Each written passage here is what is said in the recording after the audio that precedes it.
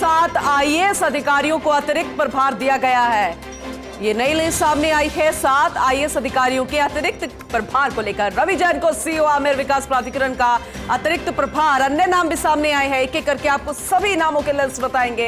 अहम जिम्मेदारी से पहले भी जो लिस्ट आई थी उससे भी हलचल मच गई थी। एक ट्रांसफर्स किए गए थे, तबादले किए गए थे, नई जगह भेजा गया था, नई जिम्मेदारी सौंपी गई थी। इसके तहत जरा कैरेक्टर भी बदले गए थे। लेकिन अब जो नई जानकारी मिल रही है उसके तहत 7 आईएएस अधिकारियों को अतिरिक्त प्रभार दिया गया है। कौन कौन से ये अधिकारी हैं जिन्हें अतिरिक्त जिम्मेदारी सौंपी गई है? वो है रवि जैन, जिन्हें सीईओ आमेर विकास प्राधिकरण का अतिरिक्त प्रभार सौंपा गया है। और इसके अलावा कई और नाम सामने आए हैं जिन्हें अतिरिक्त प्रभार दिया गया, जैसे राजेंद्र कुमार वर्मा को डायरेक्टर अल्पसंख्यक की जिम्मेदारी है। इसके अलावा आईएएस डॉक्टर अमित भी, उनका नाम भी सामने आ रहा है, उन्हें भी अहम जिम्मेदारी। लेकिन कुल 7 आईएएस है जिन्हें अतिरिक्त प्रभार दिया गया है। रवि जैन सीईओ आमेर विकास प्राधिकरण का चार्ज उन्हें सौंपा गया है। इसके अलावा अनुपमा जोरवाल को सांख्यिकी विभाग का अतिरिक्त चार्ज, केएल स्वामी को कमिश्नर सिविल डिफेंस का चार्ज दिया गया है।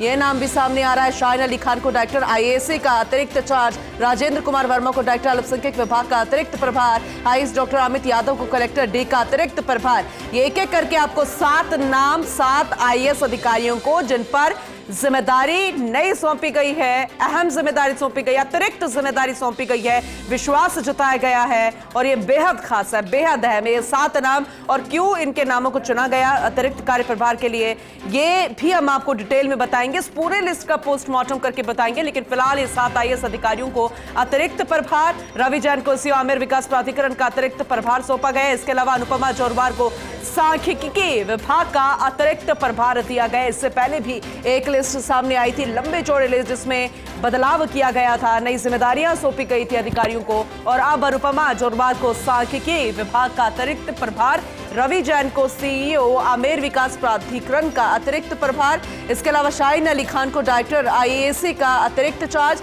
राजेंद्र कुमार वर्मा को डायरेक्टर अल्पसंख्यक विभाग का अतिरिक्त प्रभार, आईएएस डॉक्टर अमित यादव को कलेक्टर डी का अतिरिक्त प्रभार, वंदना सिंघवी को कमिश्नर उपनिवेशन विभाग का अतिरिक्त प्रभार सौंपा गया है। ये 7 आईएएस जिन पर जिम्मेदारी सौंपी गई, रवि जैन। और ये लिस्ट सामने आ गई है, ये लिस्ट आपको दिखा रहे हैं, ये अहम तस्वीरें और ऑफिशियली जो लिस्ट आई है। अब इसका चलिए पोस्टमार्टम करके समझने की कोशिश करते हैं कि कैसे इन पर जिम्मेदारी अतिरिक्त सौंपने के पीछे का उद्देश्य क्या रहा, क्यों इतनी अहम जिम्मेदारी ने दी गई, विश्वास जताया गया। डॉक्टर ऋतुराज शर्मा हमारे साथ जुड़ चुके हैं, हमारे एसोसिएट एडिटर, उन्हीं से विस्तार से समझने की कोशिश करेंगे। ऋतुराज जी, विस्तार से जरा बताइए कि ये लिस्ट 7 नाम जो सामने आए हैं, एक विश्वास जताया गया इन पर अतिरिक्त कार्यभार सौंपकर, एक एक करके नामों को लेकर जरा बताइएगा विस्तार से। देखिए, कुछ ऐसे विभाग हैं जिनमें 7 में जो एजेंसियां हैं या 7 में जो विभाग जुड़े हुए हैं, उनका पद का अतिरिक्त चार्ज जो मूल मुखिया है उन्हीं को देने की यहाँ पर कवायद की गई है। जो क्योंकि जो पर्यटन विभाग है तो रवि जैन को आमेर विकास प्राधिकरण का जिम्मा सौंपा गया है। इसी तरह से जो कलेक्टर है, लेकिन डी कलेक्ट्री का पद खाली था, इसलिए अमित यादव को भरतपुर कलेक्ट्री के साथ साथ डी कलेक्टर का पद भी का भी अतिरिक्त चार्ज दे दिया गया है। वहीं जो अनुपमा जोरवाल है उनको सांख्यिकी विभाग, क्योंकि प्लानिंग के साथ की कोशिश करेंगे, क्योंकि नेटवर्क की समस्या है, आपकी आवाज क्लियर आ नहीं पा रही। एक बार फिर से जुड़ेंगे आपसे, समझेंगे, क्योंकि बेहद जरूरी है। ये 7 नाम जरा देखिएगा, जैसे कि कुछ जगह ऐसी थी जहां पर खाली सीट्स थी, खाली पद पड़े थे, वहां पर किसी एक को चुनना था। लेकिन जरा सोचिए, नए नाम की जगह किसी पर जिम्मेदारी सौंपने की बजाय अतिरिक्त जिम्मेदारी यहां पर सौंपी गई है उस अधिकारी को जिसके पास पहले से ही जिम्मेदारी थी। इसी को हमने समझने की कोशिश की। हमारे सहयोगी हमारे साथ लगातार बने हुए, एक बार फिर से उनसे जुड़ेंगे। लेकिन ये जो ऑफिशियल लिस्ट सामने आई, जो ऑर्डर सामने आया है, ये हम आपको दिखा रहे हैं उनके पास क्या क्या पहले जिम्मेदारी है और अब उन्हें क्या जिम्मेदारी दी गई है।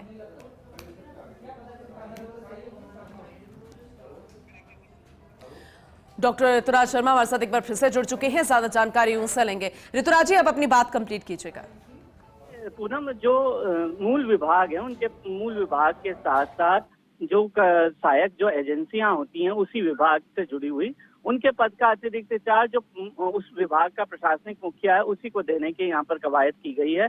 इसी कड़ी में यदि रवि जैन की बात करें तो वो पर्यटन विभाग के प्रमुख सचिव हैं उनका जो एजेंसी है, सहायक एजेंसी, वो आमेर विकास प्राधिकरण भी उनका एक जिम्मा है, तो वो भी अतिरिक्त चार्ज उनको दे दिया गया। इसी तरह से भरतपुर कलेक्टर का पद तो भर दिया गया था, लेकिन डी कलेक्ट्री का पद खाली था, तो अमित यादव को यह अतिरिक्त चार्ज दिया है कि भरतपुर कलेक्टर रहते रहते डी कलेक्ट्री का भी वो अतिरिक्त चार्ज संभालेंगे। इसी तरह से जो अन्य विभाग हैं उनको भरने की यहाँ पर कवायद की गई है। मूलतः जो मूल विभाग है उसके सहायक विभाग या सहायक एजेंसी को यहाँ पर अतिरिक्त चार्ज दिया गया है। इसी कड़ी में अनुपमा जोरवाल की बात करें तो प्लानिंग के साथ इनको सांख्यिकी विभाग के सेक्रेटरी पद का अतिरिक्त चार्ज दिया गया है। जी। तो ये देख सकते हैं के एल स्वामी को इसी तरह गृह विभाग के साथ साथ सिविल डिफेंस के जो कमिश्नर पद है उसका अतिरिक्त चार्ज दिया गया है। तो ये सहायक एजेंसी है, सहायक विभाग है। Rajasthan state AIDS control society के साथ शाहीन अली खान को मेडिकल आईसी डायरेक्टर भी बनाया गया है। इसी के साथ state health insurance agency Rajendra Kumar Verma को डायरेक्टर माइनॉरिटी अफेयर्स के पद का अतिरिक्त चार्ज दिया है। तो सिर्फ सहायक एजेंसी है या मूल विभाग के साथ साथ के विभाग है, उनके पद का अतिरिक्त चार्ज यहाँ पर दिया गया है। लेकिन ऋतुराज जी, क्या यही प्रोसेस होता है जहां पर खाली पद होते हैं उनको ऐसे भरा जाता है अतिरिक्त जिम्मेदारी देकर? एक नाम आता है, 2 नाम आता है, यहाँ पर तो 7 पूरे नाम है, तो जरा इसे समझाने की कोशिश कीजिएगा। देखिए, हमें जो अभी हाल ही में IAS की नीट लिस्ट आई थी उसमें भी यही पाया था कि 20-20 नाम एक साथ अतिरिक्त चार्ज के रूप में दिए जा रहे हैं, और अब ये 7 नाम अतिरिक्त चार्ज के रूप में दिए गए। तो हम खास तौर पर इस चीज को देखते हैं कि जो कैडर रिव्यू के बाद कैडर जो IAS के कैडर में वृद्धि तो हो गई, 232 की संख्या तो हो गई, लेकिन 332 की संख्या तो हो गई, लेकिन 332 तक के पद भरे ही नहीं जाते।